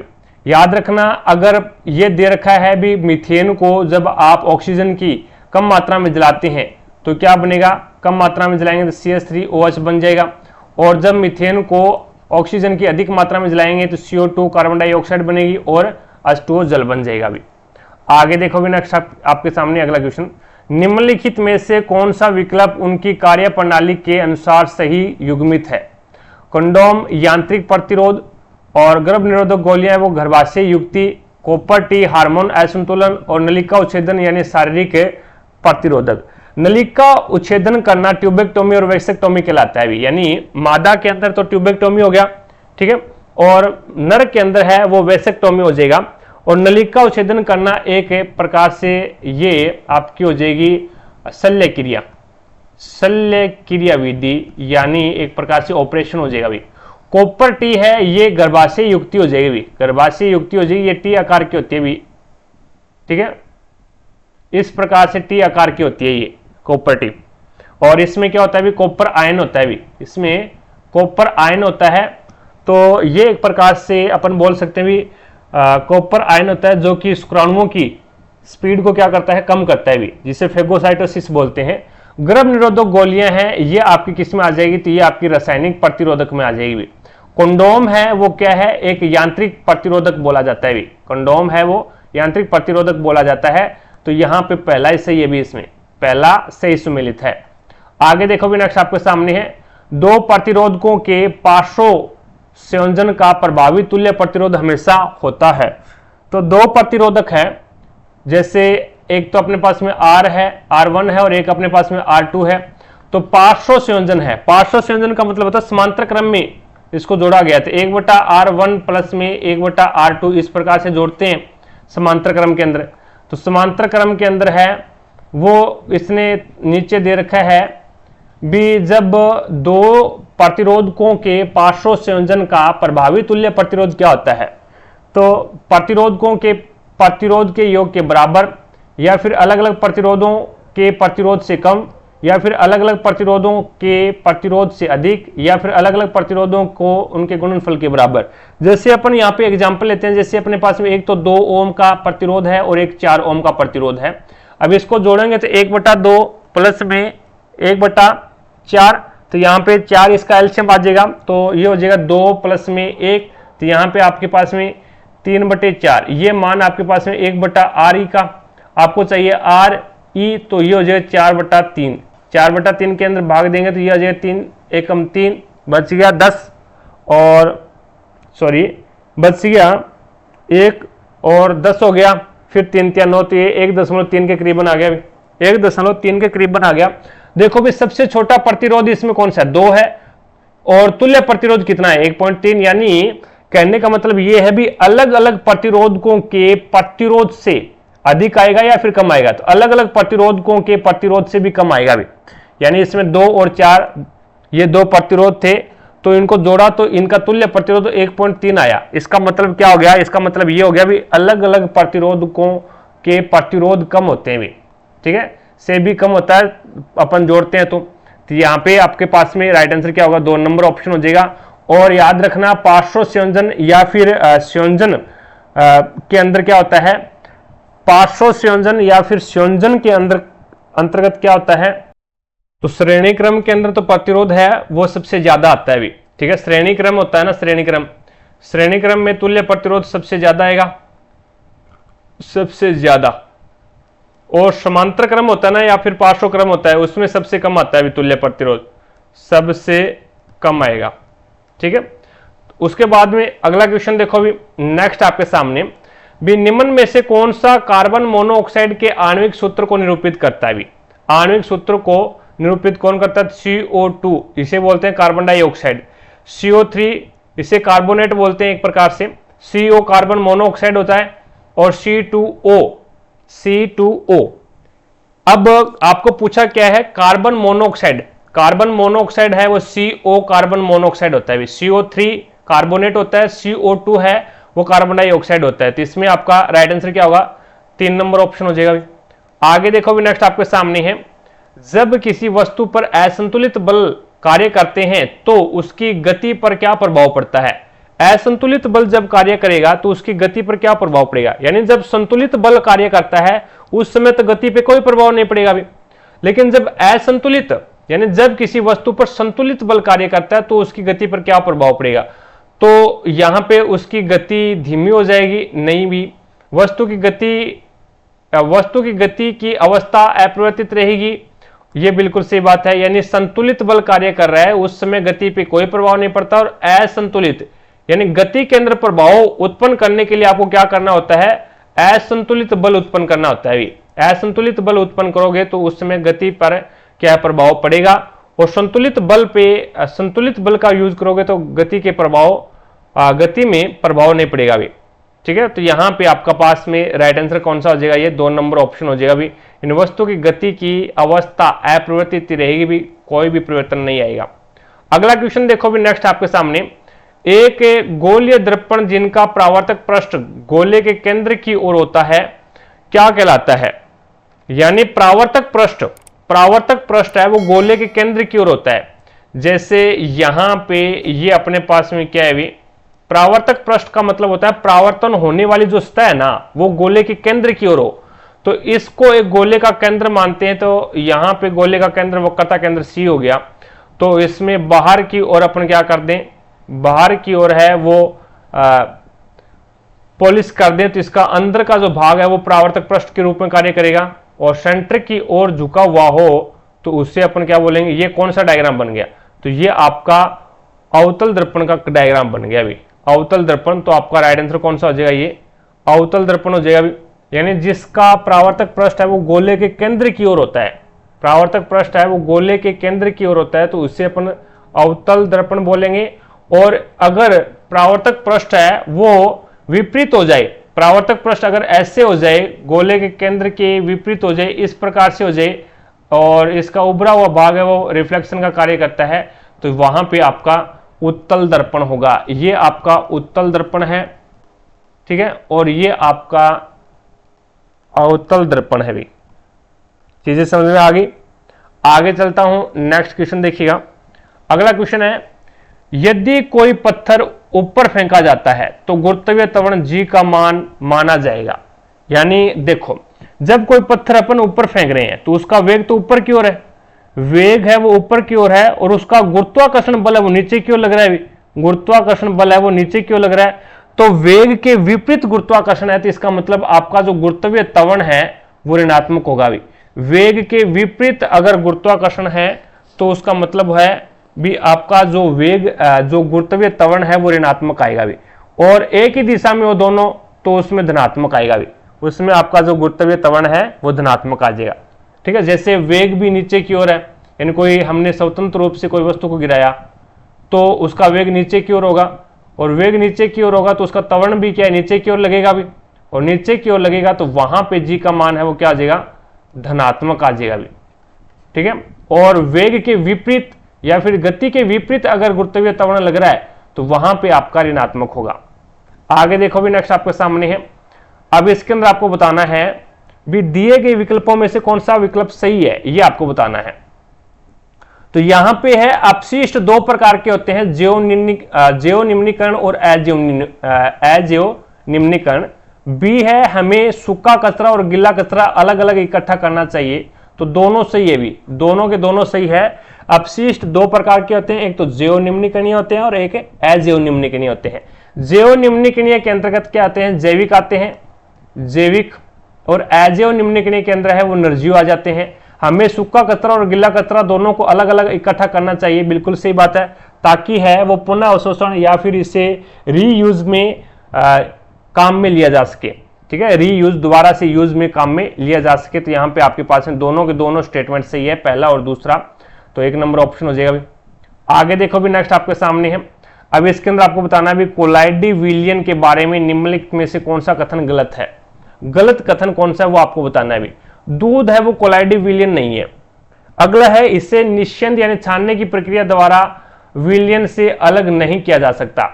कोहरा कोलाइडी विलियन का एक उदाहरण है। कोलाइडी विलियन विषमांगी मिश्रण है। तो देखो भी, कोलाइडी विलियन है वो एक विषमांगी मिश्रण है, बिल्कुल सही बात है, और ये स्थायी होता है भी, ये भी ध्यान में रखना, स्थायी होता है। उसके बाद में कोलाइडी विलियन है वो विलियन का एक उदाहरण है भी। कोलाइडी विलियन है वो एक विलियन का उदाहरण है, बिल्कुल सही बात है, ठीक है। और निश्चंद छानने की प्रक्रिया के द्वारा वो कोलाइडी विलियन को अलग नहीं किया जा सकता, ये बिल्कुल सही बात है, क्योंकि इसके लिए एक विशेष विधि होती है भी, विशेष विधि होती है अपकेंद्रण विधि। अपकेंद्रण विधि के द्वारा है वो अपन क्या करते हैं, अपकेंद्रण विधि के द्वारा ही अपन कोलाइडी विलियन को अलग करते हैं। कोलाइडी विलियन के कणों को अलग किया जाता है अपकेंद्रण विधि के द्वारा, ठीक है, जिसमें क्या होता है भी, भारी कण है वो नीचे जमा हो जाते हैं और जो हल्के कण है वो ऊपर तैरने लग जाते हैं भी। तो यहाँ पे दूध है वो एक कोलाइडी विलियन का उदाहरण है भी, ये याद में रखना। इसने बोला भी दूध कोलाइडी विलियन नहीं है, तो ये बात गलत है, पहला ही गलत हो जाएगा। इसके अंदर दूध आपका कोलाइडी विलियन का उदाहरण है भी, ठीक है। और कोलाइडी विलियन विषमांगी मिश्रण है, एक स्थायी मिश्रण है, और कोलाइडी विलियन से अपन जब प्रकाश की किरणों को गुजारेंगे तो प्रकाश का प्रकीर्णन होगा और हमें प्रकाश का मार्ग दिखाई देगा भी। तो आपका राइट आंसर क्या होगा, एक नंबर ऑप्शन है वो बिल्कुल राइट आंसर हो जाएगा। कौन सा कथन गलत है ये आपको बताना है। तो आई होप आपको प्रत्येक क्वेश्चन समझ में आया होगा। अगर फिर भी कोई भी क्वेश्चन में आपको डाउट लगती है तो कमेंट सेक्शन में कमेंट करके जरूर बताएं, आपके डाउट को क्लियर किया जाएगा। और चैनल पर नए हैं तो चैनल को सब्सक्राइब करके पास में लगी बेल आइकन को जरूर दबा लें, ताकि अपन जैसे ही नेक्स्ट वीडियो लेके आए तो उसका नोटिफिकेशन सबसे पहले आपके पास पहुंचे और आप तुरंत उसका लाभ उठा सको। रही बात पीडीएफ की, तो क्लासों की पीडीएफ और प्रीवियस ईयर के पेपर की पीडीएफ है वो आपको टारगेट हब एप्लीकेशन के ऊपर मिल जाएगा। एप्लीकेशन का लिंक आपको आई बटन पर दे रखा है, तो वहां से जाकर के आप एप्लीकेशन को डाउनलोड कीजिएगा और प्रत्येक क्लास की पीडीएफ और प्रीवियस ईयर के पेपर की पीडीएफ है वो आपको इसी एप्लीकेशन के माध्यम से मिलेगी। तो आज की क्लास में इतना ही, भी मिलेंगे अपन नेक्स्ट क्लास में, तब तक के लिए जय हिंद, जय भारत।